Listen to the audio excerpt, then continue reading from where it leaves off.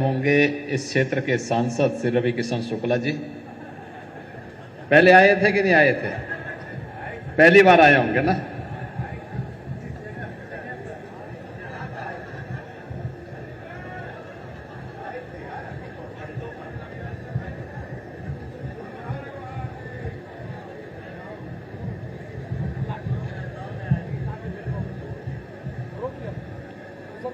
महापौर डॉक्टर मंगलेश श्रीवास्तव जी, विधान परिषद सदस्य और भारतीय जनता पार्टी के प्रदेश के उपाध्यक्ष डॉक्टर धर्मेंद्र सिंह जी, मान्य विधायकगण श्री फतेह बहादुर सिंह जी, महेंद्रपाल सिंह जी, विपिन सिंह जी, प्रदीप शुक्ला जी, विमलेश पासवान जी, श्री राम चौहान जी, श्रवण Nishad ji, Yogoda Satsanga society of India self realization fellowship के निदेशक स्वामी विश्वानंद गिरी जी महाराज, योगदान सत्संग सोसाइटी ऑफ इंडिया के महासचिव स्वामी ईश्वरानंद जी, सोसाइटी के सचिव स्वामी सौम्यानंद जी, स्वामी चेतनानंद गिरी जी, भारतीय जनता पार्टी के जिला के अध्यक्ष श्री जनार्दन तिवारी जी, महानगर अध्यक्ष श्री देवेश श्रीवास्तव जी और योगदान सत्संग सोसाइटी से जुड़े हुए प्रोफेसर श्रीवास्तव जी, देश भर से आए हुए और दुनिया से आए हुए Yogoda Satsanga society and self realization fellowship से जुड़े हुए सभी पदाधिकारी और उपस्थित बहनों और भाइयों, आज गोरखपुर के विकास की एक महत्वपूर्ण कड़ी को हम लोग आगे बढ़ाने के लिए यहां पर आए हैं और यह महत्वपूर्ण कड़ी है 132 वर्ष के बाद इस स्थान पर इसके पुनरुद्धार के इस पवित्र आयोजन का साक्षी बनने के लिए हम सब उपस्थित हुए हैं। याद करिए 5 जनवरी 1893 को इसी स्थान पर एक बंगाली परिवार में जो रेलवे में अधिकारी थे, उनके घर में एक नन्हे शिशु ने जन्म लिया जिसका नामकरण श्री मुकुंदलाल घोष पड़ा और वही मुकुंदलाल घोष जिनका बचपन 8 वर्ष गोरखपुर में व्यतीत हुए। उसके उपरांत यहां से वाराणसी और फिर देश के अलग अलग भागों में जाते हुए अंततः उनको बचपन में ही मां की साया उड़ जाने के कारण उन्हें कोलकाता वापस जाना पड़ा। आध्यात्मिक जिज्ञासु होने के नाते और बाबा गोरखनाथ के सानिध्य में गोरखपुर में जन्म लेने के नाते वह अध्यात्म का बीज जो गोरखपुर में रोपण हुआ था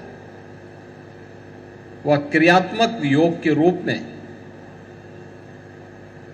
धीरे धीरे करके आगे बढ़ता गया और आज पूरी दुनिया के अंदर इस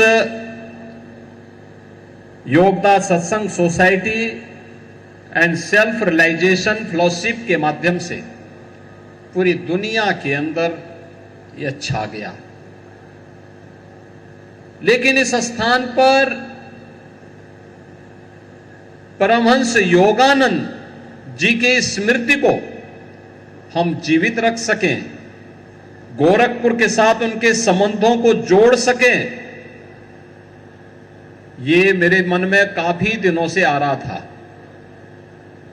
मैंने कई बार इसके लिए प्रयास किया लेकिन अंततः स्थानीय प्रशासन के सहयोग से यह संभव हो पाया है और आज वह दिन आया है जब हम उस महापुरुष को, उस योगी को स्मरण करने के लिए इस मुक्तिपुर में, नाम ही मुक्तिपुर है, यानी स्थान ही मुक्ति का प्रदाता है, मुमुक्षु प्रदाता है, इस स्थान पर आकर के आज उस महान योगी का स्मरण कर रहे हैं। मैं इस अवसर पर योगानंद परमहंस जी महाराज की इस पावन स्मृतियों को नमन करते हुए, उनके श्री चरणों में नमन करते हुए अपनी विनम्र श्रद्धांजलि अर्पित करता हूं। बहनों और भाइयों, भारत की परंपरा महान योगियों, तपस्वियों, ऋषि और संतों, महर्षियों से जुड़ी हुई रही है, जिन्होंने केवल भौतिक चक्षु से ही नहीं बल्कि चेतना के विस्तार के माध्यम से केवल इस ब्रह्मांड का ही नहीं, इस लोक का ही नहीं, बल्कि संपूर्ण ब्रह्मांड के रहस्यों को उजागर करके रख दिया था। और भारत के संतों, ऋषि मुनियों और योगियों की इस परंपरा में अनेक इस प्रकार के ऋषि मुनि और योगी हुए हैं, जिन्होंने अपनी साधना की सिद्धि के माध्यम से तत्कालीन समाज के मार्गदर्शन का काम तो किया ही, अपने चमत्कारों के माध्यम से, अपनी सिद्धियों के माध्यम से जीवन के उन रहस्यों के बारे में भी लोगों को अवगत कराया, जो सामान्य स्थिति में एक नागरिक के लिए या समाज के लिए अत्यंत कठिन होता है। याद करिए, भारत की आध्यात्म की ही पराकाष्ठा रही होगी। महाभारत का युद्ध चल रहा है, धृतराष्ट्र दोनों आंखों से उन्हें दिखाई नहीं देता है। एक तरफ उनके पुत्र के नेतृत्व में महाभारत की सेना खड़ी है कौरवों की, और दूसरी तरफ उनके भतीजे युधिष्ठिर के नेतृत्व में उस रणभूमि में खड़े हैं।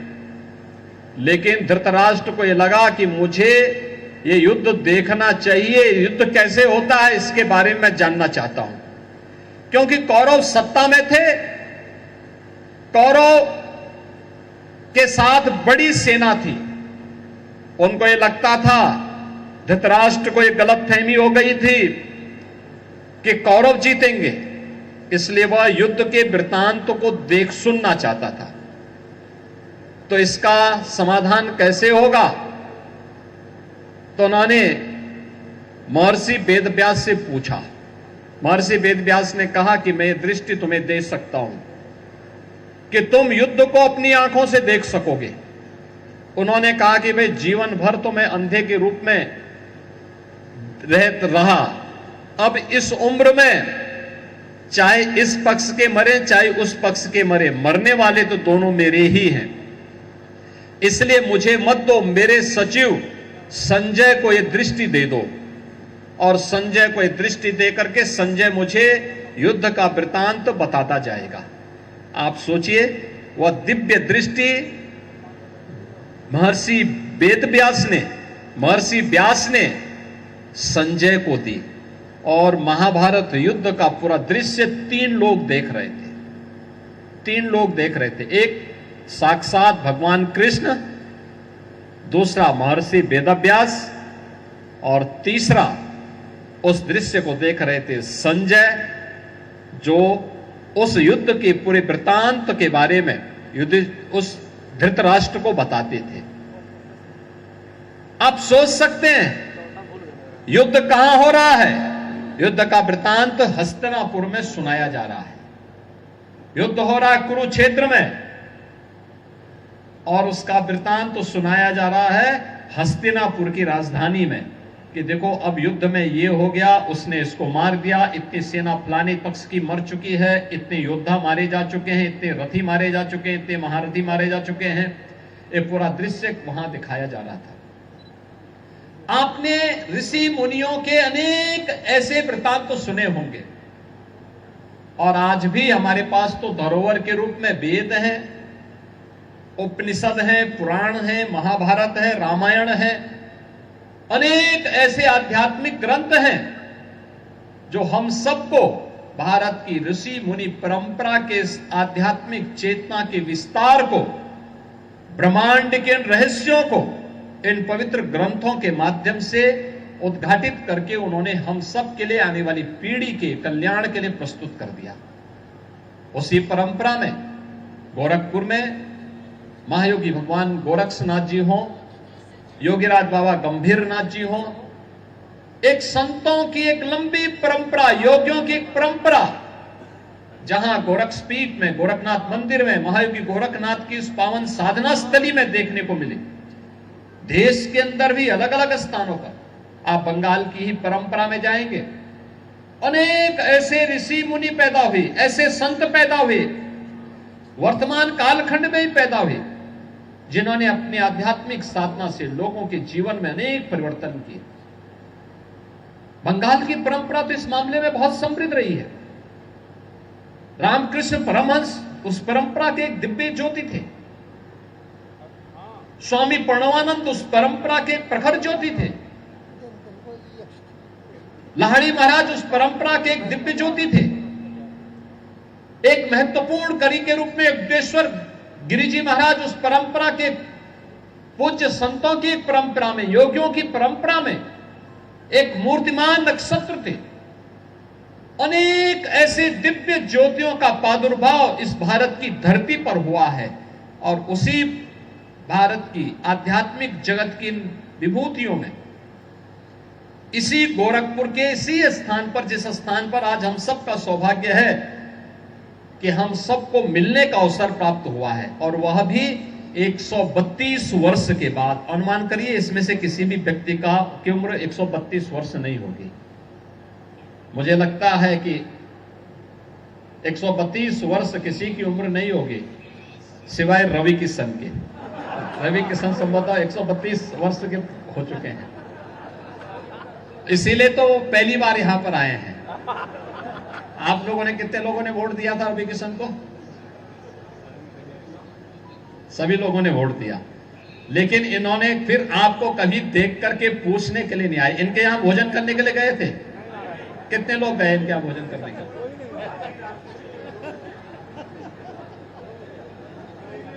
यानी वोट दिया लेकिन कभी मिलने नहीं आए, इसीलिए आज मिलने के लिए आए हैं 132 वर्ष के बाद। आज ये मिलन यहां पर हो रहा है और उस मिलन का शुभ संकेत दिया है योगानंद परमहंस जी महाराज की कृपा से। बिना संतों की कृपा से संभव नहीं हो सकता, और यह संभव हुआ है उनकी कृपा से। यह हमारा सौभाग्य है आज ऐसे तपस्वी को, ऐसे साधक को, मुमुक्षु की प्राप्ति के लिए, जिनका पूरा जीवन भारत की इस पवित्र ज्ञान की धरोहर को, आध्यात्मिक परंपरा को वैश्विक पटल पर स्थापित करने के लिए लगा, ऐसी विभूति को इस गोरखपुर ने जन्म दिया, और वे जब भी रहे गोरखपुर का नाम सदैव स्मरण करते रहे। उन्होंने अपनी ऑटोबायोग्राफी में इस बात का उल्लेख किया, अपने बचपन का उल्लेख किया, मां के न रहने की पीड़ा का उल्लेख किया, और उन सभी बातों को उद्धृत करके उन्होंने अपनी ऑटोबायोग्राफी में लिख करके छोड़ा है, जो गोरखपुर की उनकी स्मृतियों से जुड़ा हुआ रहा है। यानी मात्र 8 वर्ष की उम्र तक वे गोरखपुर में थे, और उसके उपरांत पारिवारिक दायित्वों के साथ पिता का यहां से ट्रांसफर होता गया, वे भी उनके साथ जाते गए, मां की साया उड़ गई, और फिर परिवार की स्थिति क्या होती है, ये सभी दृश्य उन्होंने अपनी ऑटोबायोग्राफी में लिखते हुए अंत में, आपको याद होगा कि बहुत छोटी उम्र में ही, यानी मुश्किल से उन्होंने जो जीवन पाया, मात्र 60 वर्ष का जीवन पाया, और 60 वर्ष के जीवन में ही वे वैश्विक क्षितिज पर छा गए भारत की आध्यात्मिक धरोहर को लेकर के। आज यहां पर उनके अनेक सैन फ्रांसिस्को से या दुनिया के अनेक क्षेत्रों से उनके शिष्यों का यहां पर आगमन, या रांची से योगदा सत्संग सोसाइटी से जो लोग आए हुए हैं या गोरखपुर इनके अनुयायी हैं या देश के अंदर भी अलग अलग क्षेत्रों में उनके जो अनुयायी हैं, वे आज भी इस बात का स्मरण कर पाते हैं। उनकी बाध्यता थी, सरकार का सहयोग हुआ, आज यहां पर उनका यह भव्य स्मारक योग मंदिर बनने को तत्पर है। उसको आज शुभारंभ हम लोग करने जा रहे हैं और मैं यही चाहूंगा पर्यटन विभाग से भी और स्थानीय प्रशासन से भी एक समय सीमा तय करिए कि अगले 1.5 वर्ष के अंदर यह सत्संग मंदिर बनकर के तैयार हो और तैयार होने के साथ यहां पे योगदा की इस पूरी परंपरा को हम पुनः स्मरण करते हुए उनके प्रति अपनी श्रद्धांजलि व्यक्त कर सके। बहनों और भाइयों, अपने पूर्वजों के प्रति, अपनी परंपरा के प्रति और अपनी विरासत के प्रति जो समाज कृतज्ञता ज्ञापित नहीं करता, उसके विकास के मार्ग बाधित हो जाते हैं। जो भी अपनी परंपरा को विस्मृत करता है वो अपने विकास को बाधित कर देता है और विकास की बाधित होने का मतलब अंधकार की तरफ हम जाने लगते हैं। हमारे सामने आगे का कोई मार्ग नहीं होता है। परंपरा से भटका हुआ व्यक्ति एक काल कोठरी की तरफ जाता है। विरासत से भटका हुआ व्यक्ति अंधकार की ओर जाता है। यह हमारी प्रधानमंत्री मोदी जी की विरासत के प्रति जो विजन है, उस विजन के प्रति भी समर्पण का भाव है, उसके प्रति समर्थन है। हम अपनी उस विरासत का पुनः पुनः स्मरण कर रहे हैं जो कभी योगदा के नाम पर इस स्थान पर एक दिव्य ज्योति 132 वर्ष पहले यहीं पर फूटी थी और वह ज्योति जली थी और फिर यहां से वैश्विक क्षितिज पर छा गई। आज 132 वर्ष के बाद इस मुक्तिपुर और उसके आसपास के क्षेत्र के लोगों को, क्योंकि तब गोरखपुर बहुत छोटा सा था, बहुत छोटा सा गोरखपुर था, एक नगर पंचायत के बराबर। 132 वर्ष पहले गोरखपुर की स्थिति क्या रही होगी? गांव जैसी रही होगी, छोटे से टाउन एरिया जैसी रही होगी, जैसे आज पिपराइच है। यह मुख्य बाजार था, यह मुख्य बाजार था। गोरखनाथ मंदिर इस मार्केट से दूर था। आज आप देख रहे होंगे गोरखपुर का कितना फैलाव हो गया। उस समय गोरखपुर की आबादी बाब मुश्किल 5-7 हजार आबादी की रही होगी। आज गोरखपुर की कुल आबादी है, जनपद की तो आबादी है 70 लाख और महानगर की आबादी इस समय है लगभग 20 लाख। 20 लाख की आबादी यहां गोरखपुर के अंदर आज रह रही है। विकास की इस प्रक्रिया को आगे बढ़ाने के क्रम में गोरखपुर में विकास के अनेक कार्य हुए। चौड़ी सड़कें हो रही हैं, अब यहां के घंटा घर का भी पुनरुद्धार हो रहा है।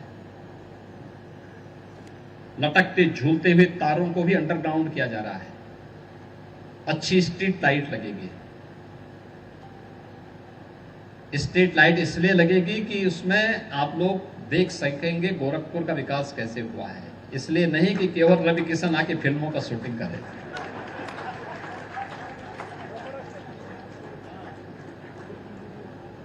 दोनों काम एक साथ होंगे, दोनों साथ एक साथ होंगे। आप देखेंगे भी, आनंद भी लेंगे और वह फिल्म भी बनाएंगे। दोनों काम एक साथ होंगे और उस कार्यक्रम को आगे बढ़ाने के लिए हम लोगों ने यहाँ पर नगर निगम ने भी अच्छे प्रयास किए हैं। गोरखपुर ग्रामीण के विधायक जी ने भी, सभी विधायकों ने अपने अपने क्षेत्र में एक अच्छे प्रयास किए हैं। विकास की ही इस प्रक्रिया का हिस्सा है कि मुक्तेश्वर नाथ मंदिर का पुनरुद्धार हो गया है। जटाशंकर और मोहद्दीपुर गुरुद्वारे का भी पुनरुद्धार हुआ है। कालीबाड़ी के मंदिर के को तो कहना ही क्या है। आजकल कालीबाड़ी के बाबा दिखाई नहीं दे रहे, लगता है दूसरे लोग की यात्रा में चले गए क्या? हैं, लेकिन दिखाई नहीं दे रहे पिछले 5-6 महीने से। कहीं तपस्या में गए,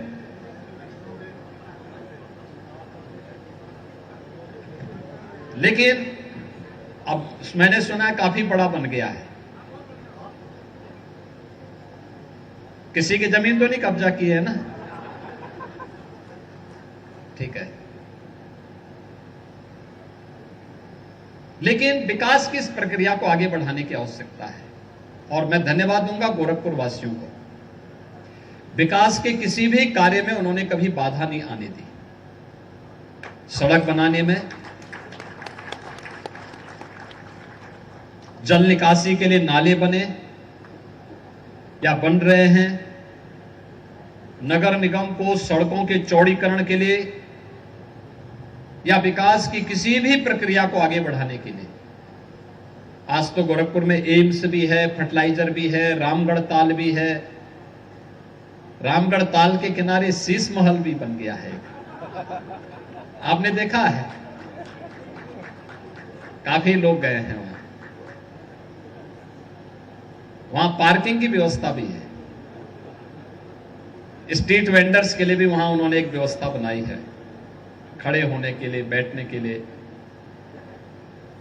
और बहुत कुछ विकास की इस प्रक्रिया को आज आगे बढ़ाया जा रहा है। बहनों और भाइयों, एक तरफ विकास और दूसरी तरफ सुरक्षा का बेहतर माहौल। याद रखना, विकास सार्थक तभी है जब सुरक्षा है। सुरक्षा के बगैर समृद्धि भी बहुत दिनों तक नहीं रहती है। सुरक्षा के बगैर विकास भी बाधित हो जाता है। 17 के पहले विकास इसलिए नहीं हो पाता था क्योंकि सुरक्षा की व्यवस्था नहीं थी। सरकार के पैरेलल माफिया गैंग खड़े थे, भ्रष्टाचारी खड़े थे। कोई योजना आती थी, हड़प जाते थे। किसी गरीब की जमीन पर, किसी व्यापारी की जमीन पर, किसी भी सज्जन की जमीन पर जबरदस्ती कब्जा कर लेते थे। लेकिन आज कोई कब्जा नहीं कर सकता। आज कब्जा करेगा तो उसका मालूम है कि फिर लेने के देने पड़ जाएंगे, लेने के देने पड़ जाएंगे, इसलिए कोई कब्जा नहीं करेगा आज के दिन पे। और यह भी तय है कि बेटी को कोई छेड़ेगा और व्यापारी को कोई छेड़ेगा तो फिर यमराज के घर का रास्ता भी उसका खुल जाएगा। अब तो एक एक जगह सीसीटीवी कैमरे लगाए जा चुके हैं। सुरक्षा का बेहतर माहौल बनाया गया है। सुरक्षा का जो माहौल बना है प्रदेश में, आज उसी का परिणाम है। प्रदेश तेजी के साथ आगे बढ़ रहा है। गोरखपुर हो, काशी हो, अयोध्या हो, प्रयागराज हो, लखनऊ हो या प्रदेश का कोई अन्य सिटी, कोई अन्य जनपद विकास भी कर रहा है, विरासत का संरक्षण भी कर रहा है। विरासत का संरक्षण हो रहा है तो युवाओं को रोजगार भी मिल रहा है।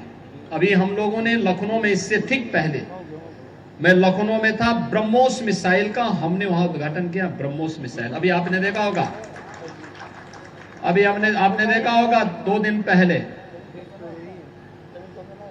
आतंकियों का जो सबसे बड़ा आतंकी राष्ट्र है पाकिस्तान,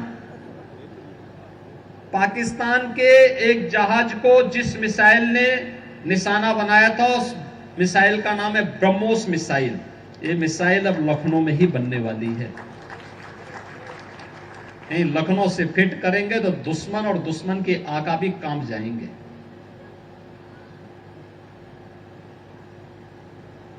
अब लखनऊ में बन रहा है, बड़ी बड़ी तोप बनेंगी तो दुश्मन को कंपाएगी। और याद रखना, ये तभी है जब सुरक्षा का बेहतर माहौल हो। और सुरक्षा के लिए हर व्यक्ति को राष्ट्र के प्रति समर्पण का भाव हर व्यक्ति के मन में होना चाहिए। बहनों और भाइयों, हम तभी सुरक्षित हैं जब हमारा देश सुरक्षित है। हमारा देश तभी सुरक्षित और समृद्धि की ओर अग्रसर होगा जब हम सबकी प्राथमिकता में पहला देश होगा। देश पहले। जब इस भाव के साथ हम काम करेंगे, कोई देश के आन मान और शान के खिलाफ गुस्ताखी करेगा तो फिर उसके छक्के छुड़ा दिए जाएंगे। कोई देश की सुरक्षा में सेंध लगाएगा, इससे पहले कि सेंध लगाए उसी में सेंध लगा देने की आवश्यकता है, उसी को ठीक कर देने की आवश्यकता है। कोई भी ऐसा बयान जो देश के खिलाफ और सुरक्षा बलों के जवानों के मनोबल को तोड़ने वाला है, तत्काल उसके खिलाफ जनता को जागरूक करने की आवश्यकता है, बताने की आवश्यकता है कि छद्म रूप में बैठे हुए इन लोगों से सावधान हो, इन लोगों से संबंध तोड़ो, इनका बहिष्कार करो, क्योंकि अंततः देश की लड़ाई हम सबकी लड़ाई होनी चाहिए। देश का सम्मान हम सबका सम्मान होना चाहिए। और उस भाव के साथ जब हम काम करेंगे तभी हमारी आध्यात्मिक विरासत, तभी हमारी समृद्धि और तभी हमारी सुरक्षा इस रूप में संरक्षित रह पाएगी। आज के इस अवसर पर योगदा सत्संग सोसाइटी से जुड़े हुए सभी पदाधिकारियों का मैं हृदय से अभिनंदन करता हूं। मुक्तिपुर में और गोरखपुर में यह एक नई धरोहर आपको यहां पर प्राप्त हो रही है, जो 132 वर्ष के बाद यहां के लोग भी भूल गए थे। यहां के लोग भूल गए थे कि यहां पे कभी योगानंद परमहंस जी का जन्म हुआ था, पता ही नहीं था लोगों को। लेकिन अब वह परंपरा आगे बढ़ रही है, लोगों को पता होगा। आप कहीं जाएंगे और दुनिया के अंदर जिस भी देश में जाएंगे, खासतौर पर यूएस जाएंगे, तो यूएस में आपको फिर अपना परिचय देने की आवश्यकता नहीं पड़ेगी। गोरखपुर पर्याप्त होगा, और मुक्तिपुर बोलेंगे तो तब तो और बोलना ही क्या है।